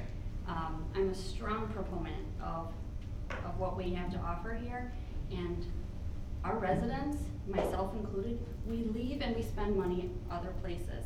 So yes, you know, opening it up to the outside, we need to. We do eat out less in other communities now that we've brought in some restaurants, so we're spending our money here. I want to spend my money here. I want people to come here. I don't want to be embarrassed that we have a pool that we put Band-Aids on for years. The last 2 weeks it hasn't been opened because it's broken. My son swam this morning at 6:15 in the morning. It was 50 degrees out and the pool was 60, but they still did it. You know, these kids have drive. Let's show them we're proud of them. That's it. Thank you. Anyone else?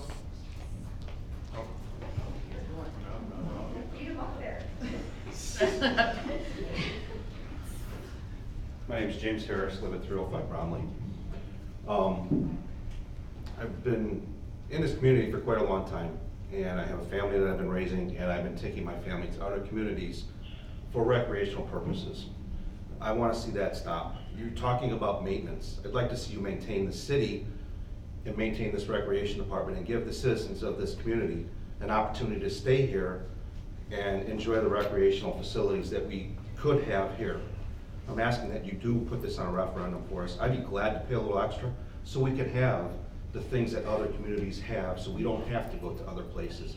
We can do those things here. And we can bring other people from other communities and have them have the opportunity to enjoy those things here, because that's going to bring a lot more to our community then too. Thank you. Thank you, sir.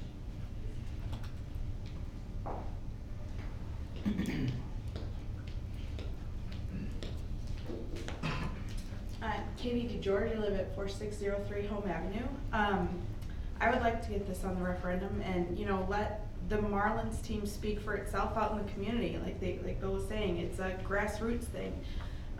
There's 100+ families on the Marlins team that would be willing to go out and canvass the city and talk to people and explain what this will do for the community. Right now, speaking for myself, we're hosting conference for the Marlins this summer. And for myself, I'm embarrassed for people to come to Knox because parents are gonna have to be like sitting way away from the pool, and then they have to run over to the pool to see their kids swim.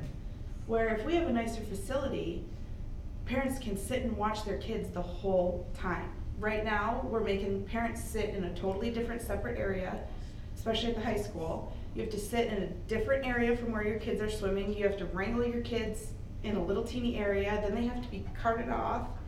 And then you have to make sure you run and make it to see your kids swim. We started swimming 2 years ago. I missed, I don't know how many events because we couldn't hear what event was going, you know, and that's sad because, you know, my daughter would come up and be like, oh, did you see me swim? I won. No, I didn't know that you were swimming. Couldn't see you, couldn't get into the swimming area because there's too many other people in there who shouldn't be in there. You know, Bill and Nicole are doing an awesome job trying to get Knox better, but, you know, like they said, it's been closed. Kids couldn't swim. And I want my kids to be able to enjoy it, and I want to be able to go year round. You know, we just spent $400 for Great America tickets just so we could go to a better pool. And yes, we spent the $100 for the Knox pool also, but my kids want to go on slides and, you know, they want to do other stuff. And I would love the walking path. You know, there's times where I'm scared to walk in my neighborhood because people drive like they're crazy. I don't let my kids ride their bikes in my neighborhood because there's no sidewalks and people drive ridiculous, you know. So I would just love to see other activities being held at a nicer facility. And we looked up the pricing for non-resident for Woodstock, and it would be $200, $300 to get a pool pass just for their, you know, the 3-4 months outside. And I know tons of families that do that. They pay the $300 to go to Woodstock, or they pay $200, $300 a month to go to Centegra in Crystal Lake just to use the pool because it's got an indoor pool. So I would love to see my friends that spend their money spend it here rather than in Crystal Lake and in Woodstock. And like I said, there's 100+ families that'll walk around neighborhoods for you, you know, and explain, hey, this is gonna look better for us. We can host conference meets for the Marlins. We can bring more kids into the Marlins and show what a better, you know, what an awesome program is. And just explain it. Yeah, it may hit you in the wallet for a few years, but in the long run, this is gonna really, really help our community in the long run, I believe. So, thank you. Thank you.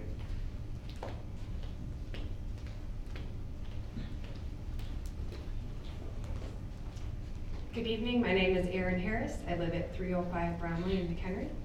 I cleaned the toilets in 1993 at Knox Park. I believe they are literally the same bathrooms. Nothing in that facility has been upgraded.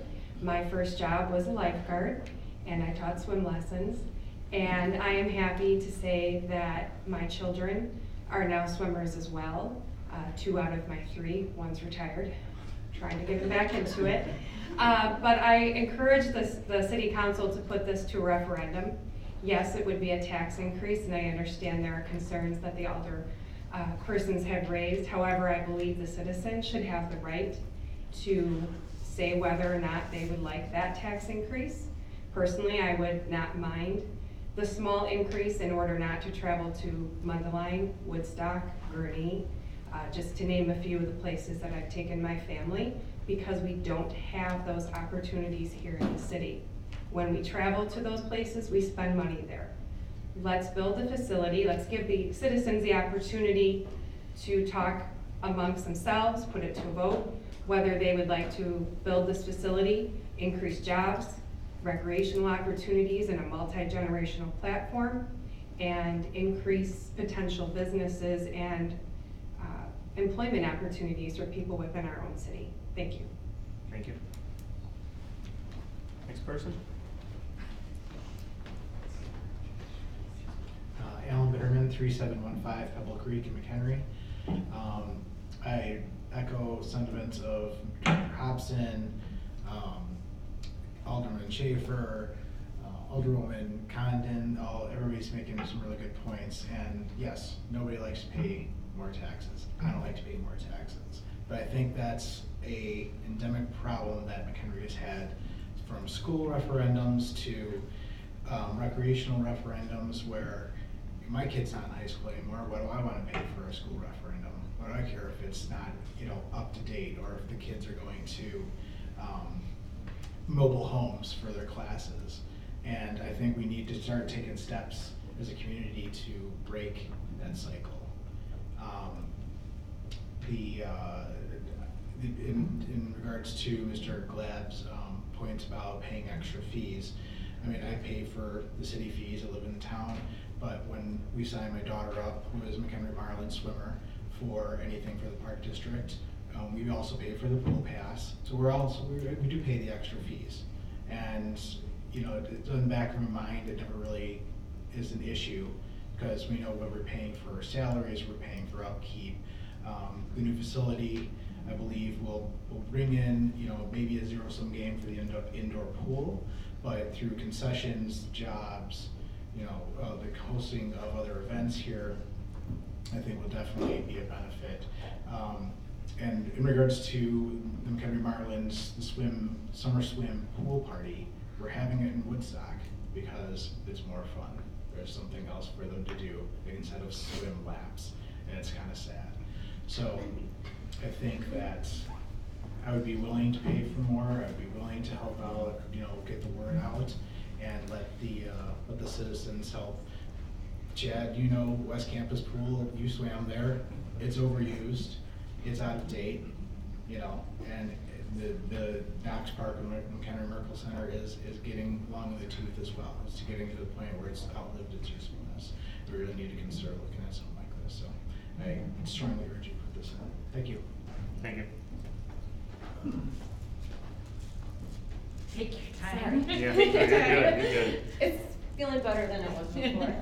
Kate Moore, I live at 4912 Prairie Avenue. I have an 8-month-old daughter, and she is just now starting to realize that she loves water. And my parents live in Crystal Lake, and so we usually take her there. And I'm excited this year to take her there. They have a splash pad and the pool, and they have a really clean lake.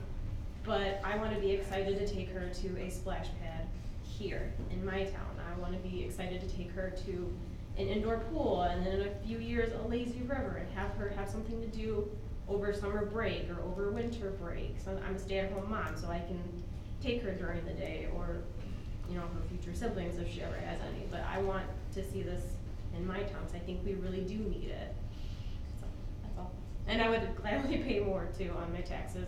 Or if my rec center membership goes up $20, $15, I would pay that as well. So, thank you. Thank you.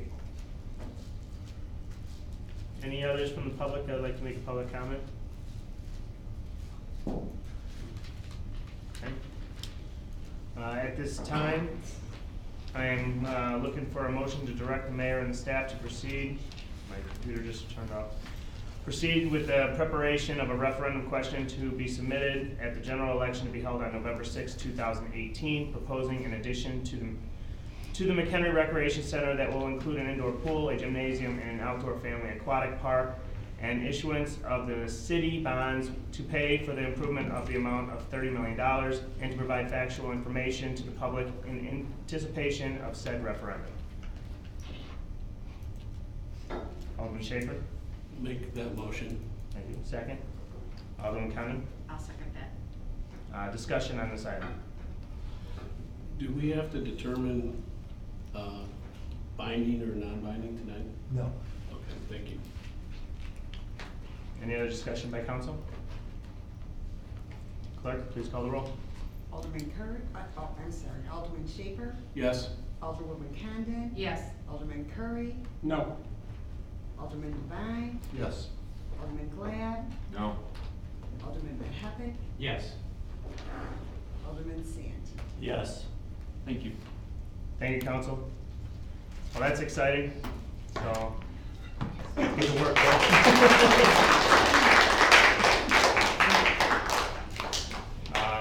thank you all for coming and the support of the referendum, and we'll be getting information out to everybody as soon as possible through social media and emails. So, thank you very much. At this time, I'll open up for staff reports. Any staff reports this evening? Got anything? Yeah, this weekend will be the Soapbox Derby. So if you have some time on Saturday, come on down. It's a really unique event for our community, and we're the only one in Northern Illinois that has a soapbox derby, so it's a qualifier for Akron. Just a cool event to be a part of and see. Time is 9 o'clock till 4 o'clock is usually about the time that they run. There's a small parade that starts it off down Waukegan, and then they start the races pretty quickly after that. We also had the Miss McHenry pageant over the weekend, and I gotta make sure I get this right. Our new Miss McHenry for 2018 will be Julie Durkin. First runner-up, Maddie Obanoff. Second runner-up, Ellen Sharp. And Miss Congeniality, Jenna Pauley.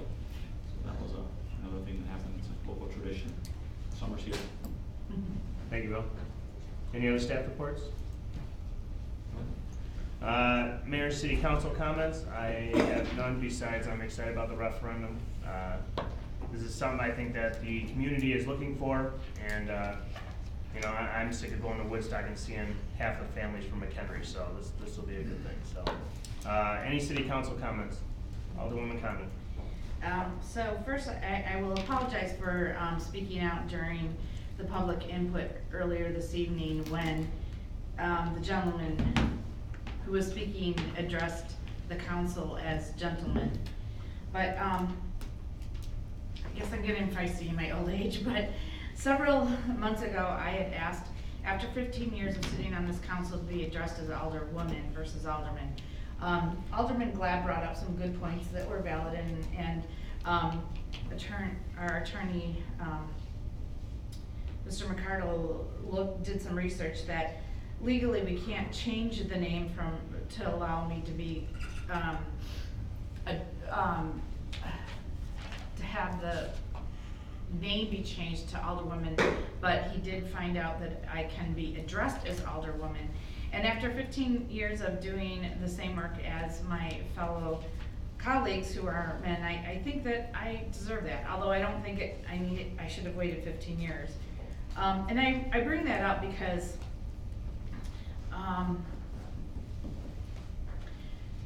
several weeks ago, I had a presentation that I made where the mayor and the city administrator were there, and I talked about having worked in Springfield at the Capitol several decades ago, and the good old boys network was alive and strong, and I think I hope that's changing, but I still think that in politics, that in governments, that is often the case, and I want to be an advocate for women coming after me, and girls and women of all age to be addressed appropriately, whether it's an alderwoman or a CEO or a doctor or whomever, that women can and do the same positions as men, and I'm sick and tired of it being just dismissed and overlooked, and so I just feel like I needed to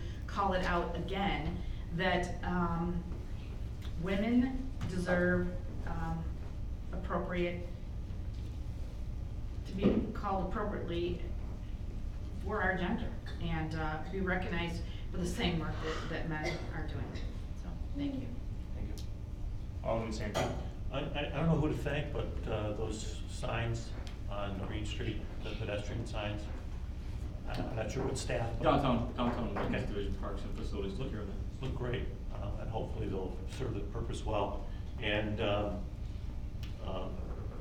Director of Public Works Schmidt told me to take a cruise down Blake Boulevard, and our crews did an excellent job of patching that. I've been, you guys have,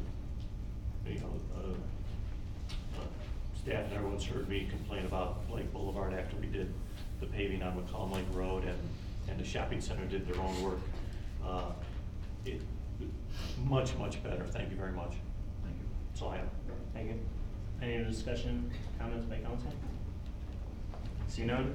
The next item on the agenda is a executive session. I would ask that everyone in the public would exit the chambers for a short time period once we make this motion, and then you'll be able to enter back in roughly 15-20 minutes or so, or shorter. If you want. If you want. At this time, looking for a motion to enter executive session to discuss probable litigation, 5 ILCS 120-2C11. Alderman Santee? I will make that motion. Second? Alderman Mahavik? Clerk, please call the roll. Alderman Santee? Yes. Alderman Mahavik? Yes. Alderwoman Condon? Yes. Alderman Vine? Yes. Alderman Carey? Yes. Alderman Schaper? Yes. Alderman Glad? Yes. Alderman Smith? Thank you.